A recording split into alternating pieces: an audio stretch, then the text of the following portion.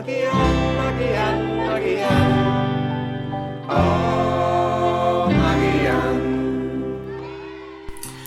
Wel, ddaeth y prosiect, ddaeth y syniad am y prosiect o'r gymuned, bod yn onest, oedd rhywun o'r gymuned wedi dod at un o'n swyddogion ni a sôn bod hi'n athrawes a bod hi'n danfon y plant adre gyda llyfrau i ddarllen a bod y plant yn dod nôl a'i gyda'i rieni gyda nhw ac yn dweud, well, I haven't been able to read this book with Johnny because I don't know how to say these words.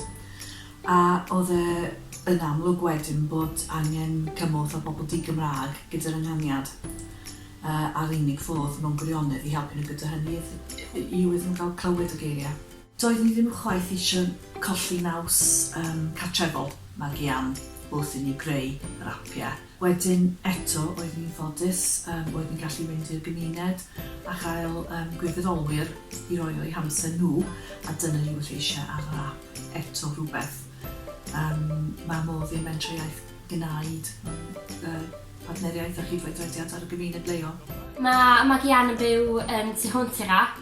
Da ni'n cynnal lot o gweithgareddau yn ystod gwyliau ysgol, er enghraifft helfa drysor yn ystod yr hydref, neu sesiynau stori a crefft.